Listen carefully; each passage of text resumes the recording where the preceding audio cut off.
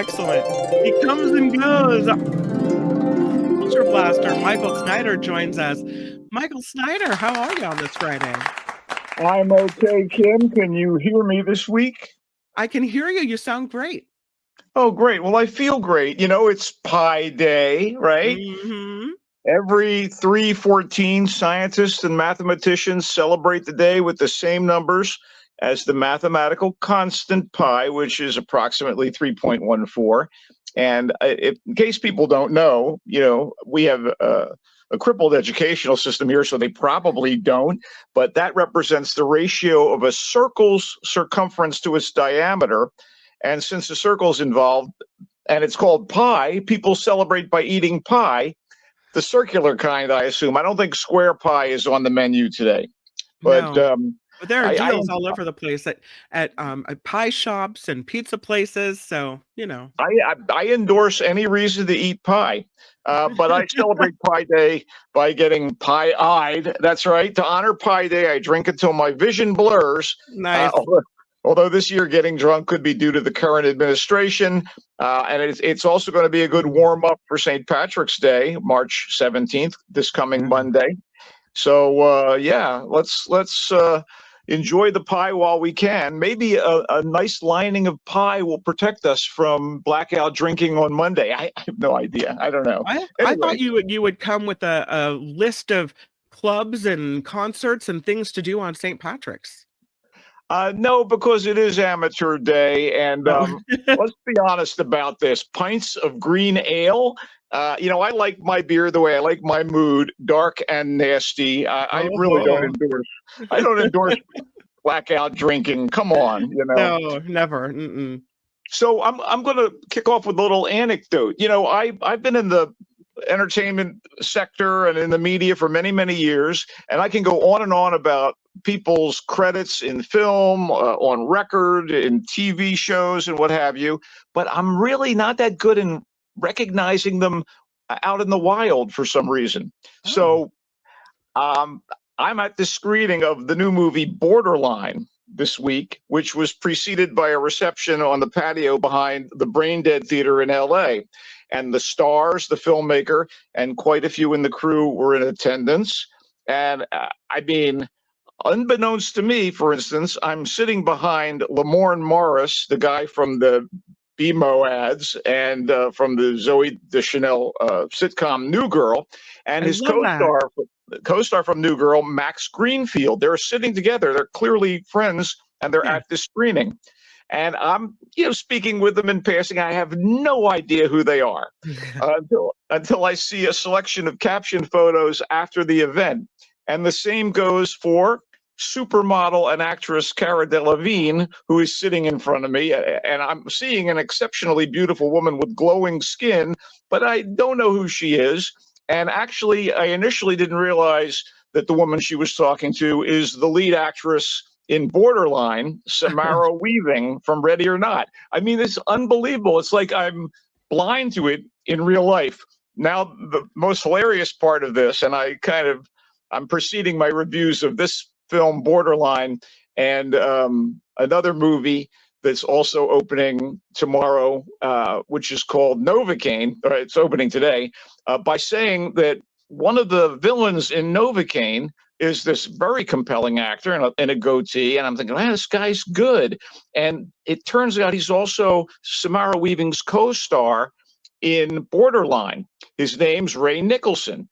And he's at this meet and greet beforehand. I'm thinking, oh, that guy looks like an actor. He's got a mustache in the movie. He doesn't have a mustache in real life. Halfway through Borderline, it's like a movie and a half of this guy, Ray Nicholson. Halfway through, I go, holy crap, that's Jack Nicholson's son. It Oh, takes wow. that long for it to register. And by the way, the apple did not fall far from the tree. People who question whether or not, art, skill, those kind of capabilities are genetic, I think they definitely are. There's Wow. there's no question the kid is a great actor, Wow. and he's got a great career ahead of him. And he got a double feature opening today with Novocaine and Borderline, both in theaters. But shall we get to the movies Let's proper? do it. What's first? Okay. I'm having already delivered a very taut ghost story called Presence in January, filmmaker Steven Soderbergh's second movie to be released this year. And it's just a month and a half later, roughly, is entitled Black Bag. And it is a bag of goodies indeed. Very witty and very stylish, with kind of a postmodern era mixing look and a vibe that evokes very literate British espionage movies from the 60s and early 70s, like the Harry Palmer films, The Ipcress File and Funeral in Berlin, which were based on Len Deighton's novels, and similar in ways to John le Carré's Traitor in Our Midst books, like The Spy Who Came in from the Cold and Tinker Tailor Soldier Spy, that kind of stuff. So those specific references, particularly to the Harry Palmer films, take on even greater weight with the inner office spy agency betrayal and romantic subterfuge that's at the heart of Black Bag.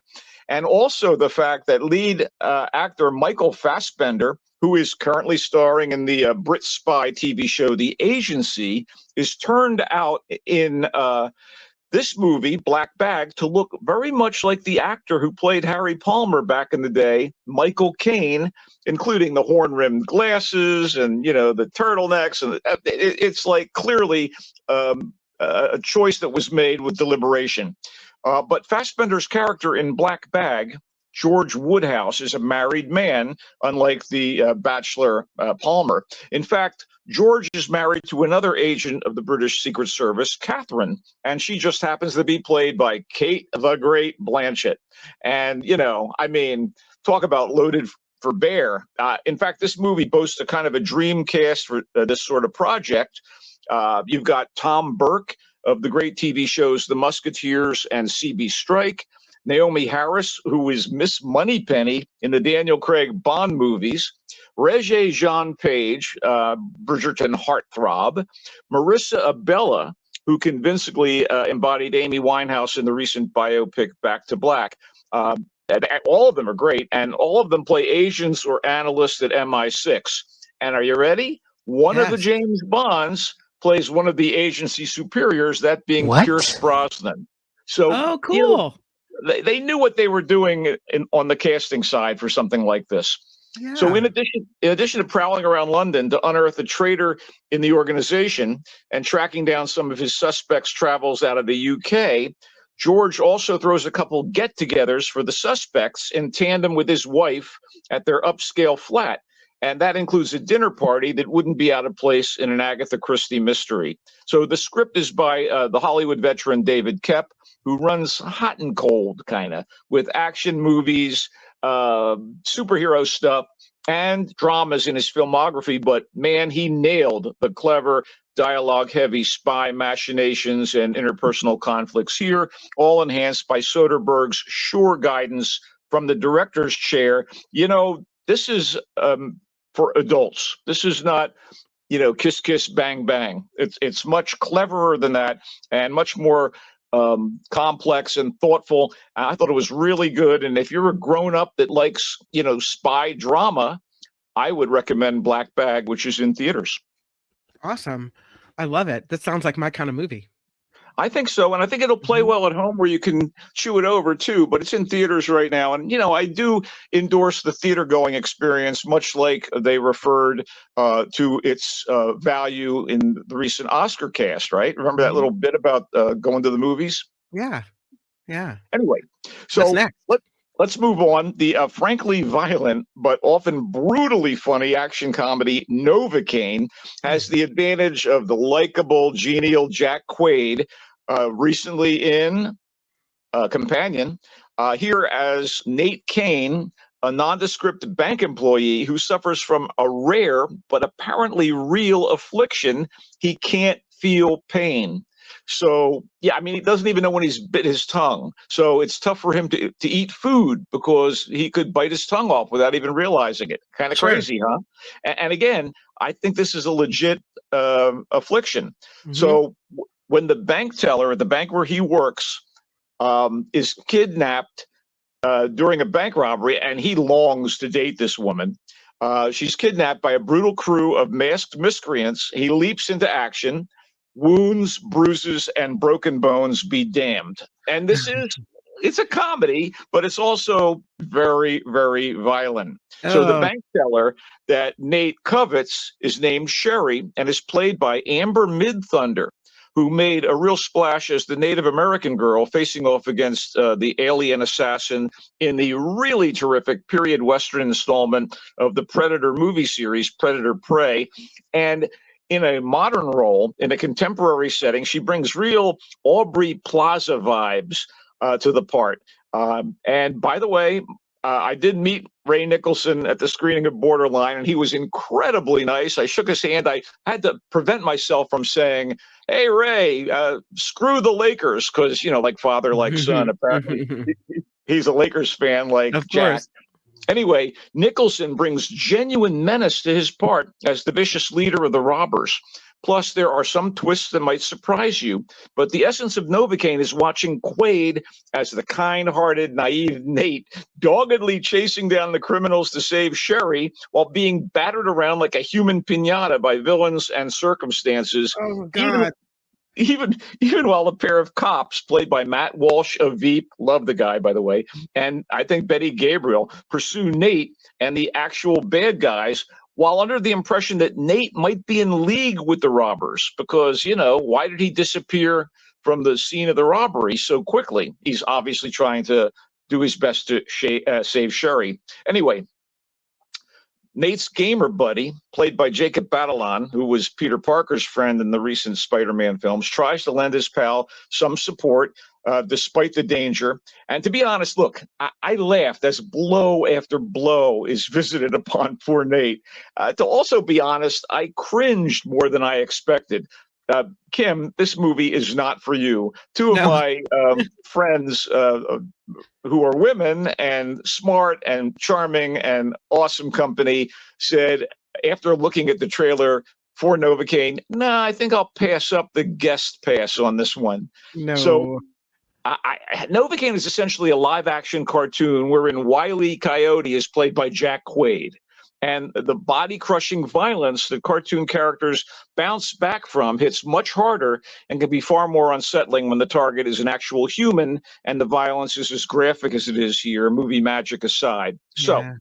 I tentatively recommend it to anyone numb enough to roll with it, but I have caveats as massive and problematic as a giant safe falling on Elmer Fudd in a Warner Brothers cartoon. You gave me Um, what I needed in the opening sentence when you said this movie is very violent. I was out right. the door right then. That's it. Novocaine is in theaters. Hey, I laughed, and I also went, yikes. I know why the girls didn't want to show. Uh-huh. Yeah. Okay, That's the way it goes. so let's move on to Borderline, which I enjoyed immensely and Oh. also has moments of violence. It is written and directed by the writer of the frankly hilarious Cocaine Bear. And Okay. this is all about a stalker who is delusional, played by Ray Nicholson, who, by the way, was also in Smile 2. And again, I had no idea. Hey, it's Jack's son. No idea. Anyway, he is a stalker of a pop superstar. It's set in the 1990s. And Samara Weaving from Ready or Not, which is a really wonderful horror comedy, by the way, plays this pop singer named Sophia. And Nicholson, for his role, is the stalker. And Sophia has a devoted bodyguard who has a cute little daughter. He's a single dad. And our stalker thinks that he's going to marry Sophia. And he does some really crazy things to get next to her. And he is so delusional, he mistakes other people that are not her for her and will woo them, off the top of his head.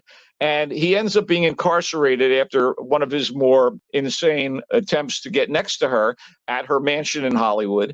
And he breaks out of the nut house, and I use that term advisedly. He breaks out of the asylum with this kind of shrinking, violent-looking woman who is also a complete psychopath.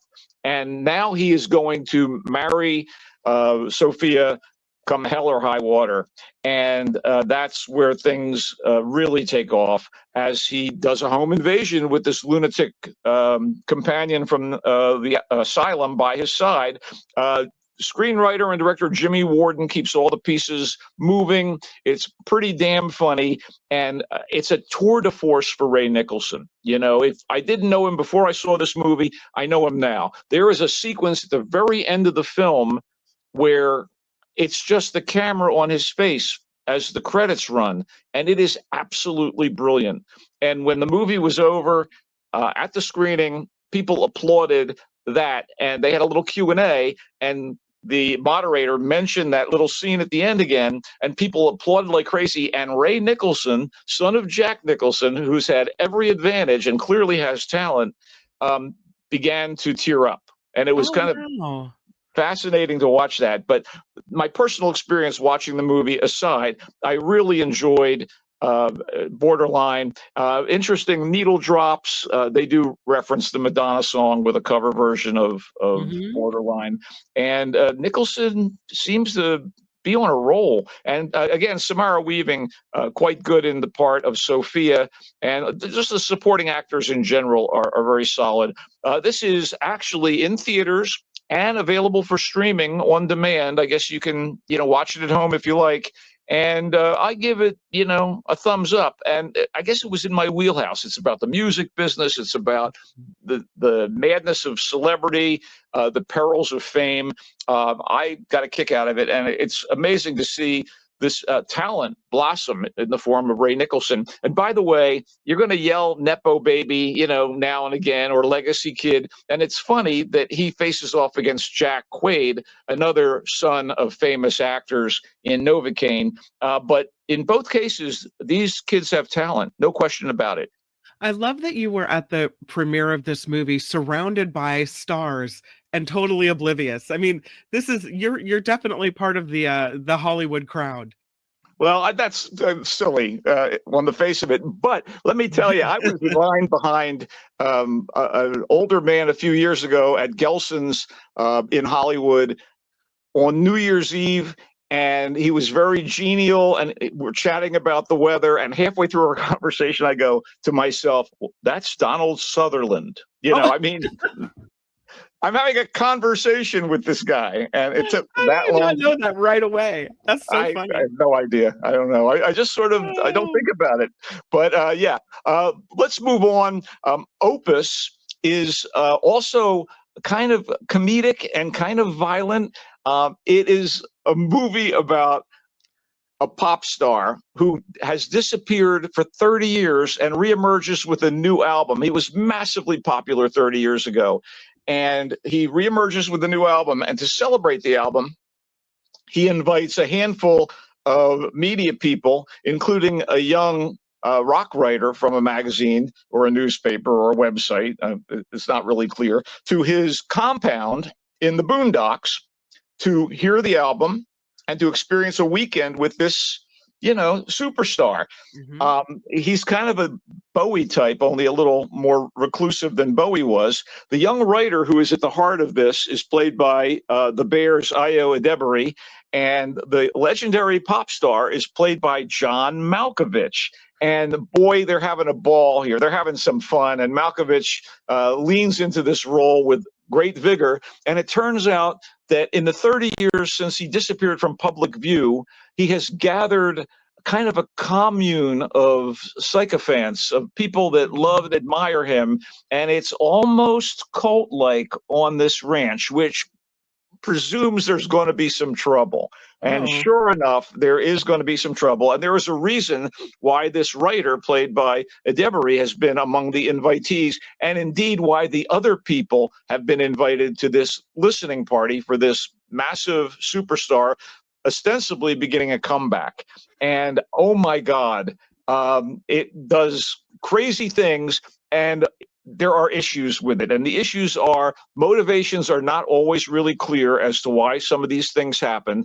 The devotion of his cult followers, you kind of get it, superstar rock musician and whatever, but their relationship and what he wants out of the situation are not made clear enough over the course of the film. And for all of the, prestidigitation of movie making and all the fun set pieces and the mystery and whatever, put together by screenwriter director Mark Anthony Green, I felt it just got a little too muddy to really work totally. I'm not going to say that the character has created his own Jonestown, and make of that what you will, but it is, it does remind you of some of the cults of the past decades that we've seen in the news.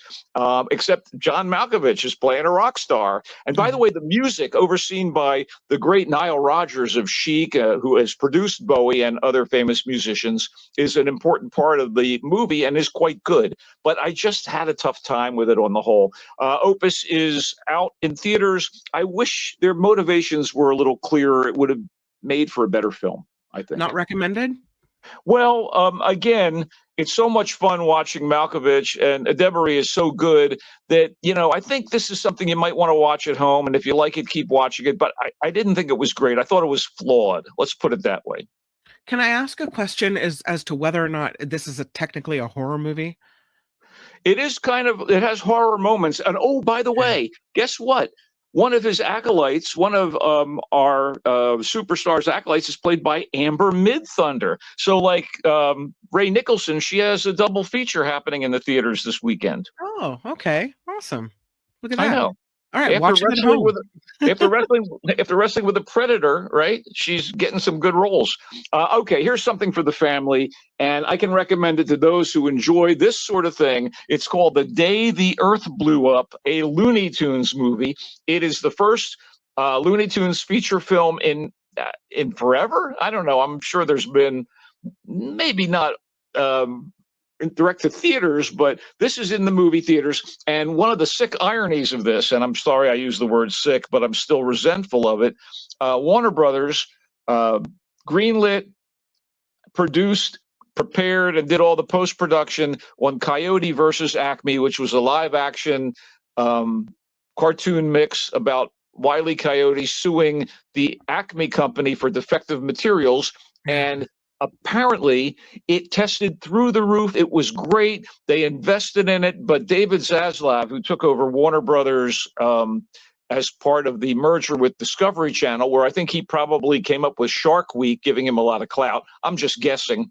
But he has behaved like a shark in the CEO position and has spiked movies that people wanted to see that were completed for tax reasons to get the tax benefits of killing a film.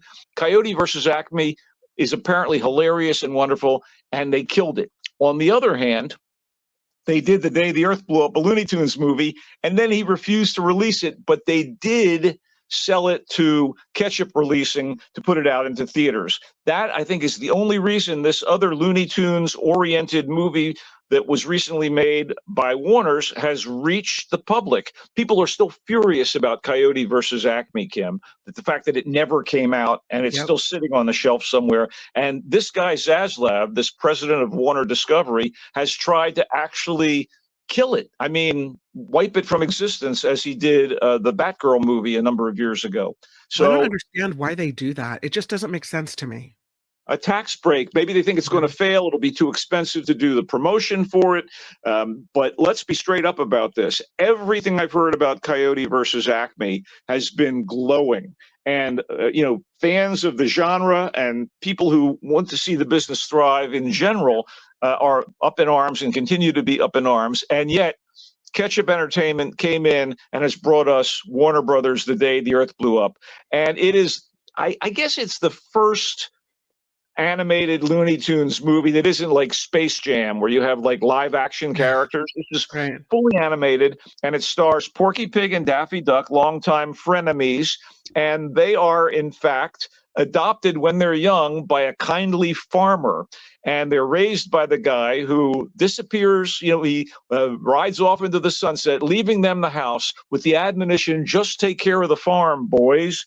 And an alien invasion half destroys the farm, and they're up in arms, and they have to try to figure out a way to save the earth from this alien incursion. And in the process, they team up with a scientist who is in fact Petunia Pig, Porky Pig's longtime girlfriend in the Warner Brothers shorts. And I thought this was really entertaining. And, you would think, oh, there's an alien invasion in a Looney Tunes cartoon. It's got to be Marvin the Martian. Well, it isn't. But they did a kind of a really good job here. It gets a little wacky. It's in theaters as of today, directed by Peter Braungart, with some really good voice talent, all of whom have been doing these Warner Brothers cartoon voices over the past, decade or two. Mel Blanc, who originated most of the voices, is no longer with us. But it was good of kind. I enjoyed it for what it was. The elasticity of Warner Brothers cartoon characters is in full display here, if you know what I mean. Mhm. And, there are classic vibes to it, but there are modern jokes. They're trying to earn money, so Daffy decides the best way that they can earn money is by him becoming an online influencer.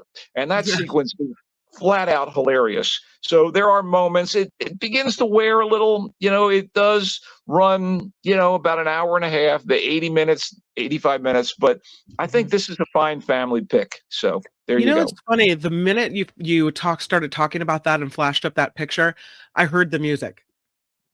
Yeah, So ingrained. and Yeah. sure. The merry-go-round goes round, and Yeah. merrily we roll along, and all those classic Warner Brothers themes. Do you Mhm. know? Here's a little side note from Michael, the movie buff. They had to re-record the themes to every single Warner Brothers cartoon as part of, I guess, it was in the contract for the musicians union that every Oh. time they did another cartoon, they had to re-record the theme. So if you listen back to back to Warner Brothers cartoon themes, if you play the beginnings of back-to-back cartoons, Right. slight differences in every performance. So interesting. What a great tidbit of knowledge. I had no idea. I God, know. whoever I was going to say I'm a fountain of useless information, Kim. you are, but that was amazing. And I think it's so interesting. Whoever designed that contract, kudos to them for giving musicians the work. Nice. It's crazy. And of course, they over time made changes in the arrangements and stuff. But Mhm. yeah, anyway, moving on, a great disappointment is The Electric State, which Oh. is a movie from the Russo brothers of Avengers. Infinity Wars and Avengers Endgame and Captain America, the Winter Soldier. They have made some of the very best Marvel movies. And they took an illustrated sci-fi novel from Sweden called The Electric State, and they wanted to do a movie of it. And they have a deal with Netflix. So this was direct to Netflix. And man, it looks expensive. There is so much computer animation that obviously at this point in time is almost seamless. Plus, the star of the movie is Millie Bobby Brown, a Netflix superstar in Stranger Things, Enola Holmes and Damsel. The Enola Holmes movies are wonderful. I enjoy Love Damsel. that. Yeah. She's done great stuff with Netflix. And here she plays Michelle, who is a teenage orphan who is dealing in the kind of a retro future version of the 1990s. By the way, it's like an alternate version of the 90s.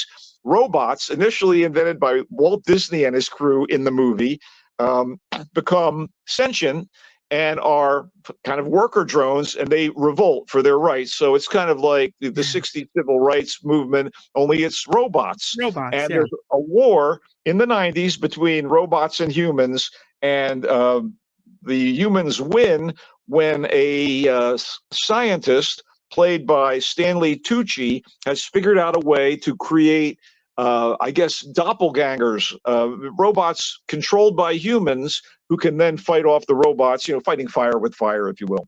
Sounds And like a big cast. in this all, Millie Bobby Brown's character, Michelle, loses her parents and her little brother, who's kind of a genius. And then she is shocked when a robot, because they've all been kind of banished to some compound in the Southwest, and there are big walls around it. Build the wall, keep the robots out of America. Anyway, so she is visited at night by a nice little robot based on a cartoon character her brother liked, and it seems to be in the control of her brother Christopher, who was thought to have died, a number of years ago. And she's living with this vicious kind of foster father, played by Jason Alexander of Seinfeld, of all people. and she decides she's going to find out if her brother is really out there, and so she teams up with kind of a pirate, a black marketeer played by the well beloved Chris. I'm sorry, why am I Mm. block? Chris Pratt. Sorry, I was Oh, thinking yeah, about yeah. Chris Hemsworth. So Chris Pratt is in this thing, and it's the Russos. You've got all of this talent. You've got voice actors voicing robots like Anthony Mackie, and you've got Ke Huy Quan playing a doctor in here. He's got a real career revival going on. Giancarlo Esposito, Tucci. It just doesn't work. It doesn't hang together. It's Oh, 2 hours. no. It's all on the screen, right? It's so Yeah. much beautiful effects work, and yet for some reason it's just a lot of sound and fury, and you've got these talented people involved, and I was just kind of disappointed. Woody Harrelson, Brian Cox, Jenny Slate—they all provide voices of various robots that are part and parcel of this quest to find Christopher, the missing boy. Is he alive? Is he dead? Why is his consciousness in this new little robot accompanying Michelle on her odyssey into the West? It's actually written by two of the guys that the Russo brothers work with at Marvel, Christopher Marcus and Stephen McFeely. It just didn't fly. Anyway, Um, there you go, buddy. okay, that's it. Let's recap it. You started these shenanigans with Black Bag. You said that's a really good spy movie, and you recommended Black Bag. Novocaine, you said that's very violent, but it's also funny, if not a little bit cringy. You said it's really funny and there's great acting by Ray Nicholson. You recommended, no, I'm sorry. You recommend it to people okay with violence. I got confused. Borderline, you recommend it. You said you enjoyed this movie immensely. It's made by the Cocaine Bear people, the writers, right? You said Yeah, it, the writer of Cocaine Bear also yeah. wrote and directed Borderline, and I thought he did a good job. There's a lot of Hollywood in jokes and what have you here, and just Mhm. stuff about fame that really struck me. Yeah, this is the one. Great acting by Ray Nicholson, and you recommend it. You said it's really funny. Yeah, and Mhm. Samara Weaving also very, very good in this thing. Jimmy Warden wrote and directed. I'm curious to see what he comes up with next. Opus, you have problems with the character development, their motivations. You said this movie didn't work totally. Great music. You said if you're going to watch it at home. Don't go to the Right, movies for this one. right. The day. Yeah, I was going to say Malkovich and Adebary are Mm. always fun to watch, and they bring their A game, but it's kind of a B minus script or something. Mm. The Day the Earth Blew Up. This is a Looney Tunes movie. For the family animated, you said it is entertaining, a little wacky, gives you some classic vibes and some modern jokes, and you recommend The Day the Earth Blew Up, a Looney Tunes movie. It's a little And long, but yeah, it worked for me. as for The Electric State, you called it a great disappointment. It just didn't work, you said, despite the talented people involved. The Electric State, not recommended by Michael Snyder, the Culture Blaster. Sorry, The Electric State. Nope. Big X for you. And that is the Culture Blaster. You can find Michael Snyder on The Voice of San Francisco. Your writings appear there. Is it weekly?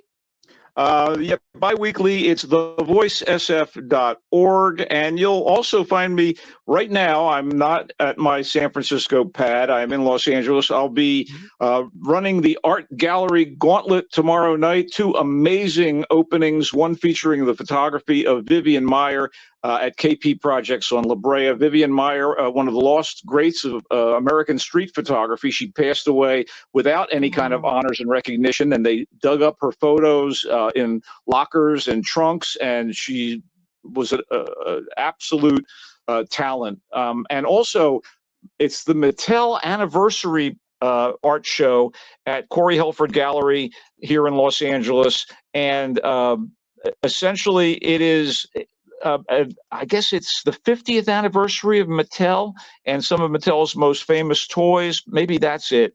But I do know that I'm excited about that. And it's a big group show that honors Mattel toys. And that's the weekend for me. how fun. Always something with you. Any sports related items on your agenda? Well, Steph Curry hit 4,000 3-point shots. No one is What? even close. 4,000 last night. Wow. He got his 4,000th on his second 3-pointer, and then let the rest of the team do the win dance. And boy, they are on a roll right now since Jimmy Butler joined them as a free agent from the Miami Heat. The Warriors are the team no one wants to face in the NBA playoffs. Jonathan Kuminga came back last night. Draymond Green had a career game last night. And Steph B. Steph, the greatest shooter in the history of professional basketball. All over the place with you, from movies to streaming to sports to art galleries. You're awesome. Michael Snyder, thank you for being here. He comes and goes. Bye bye.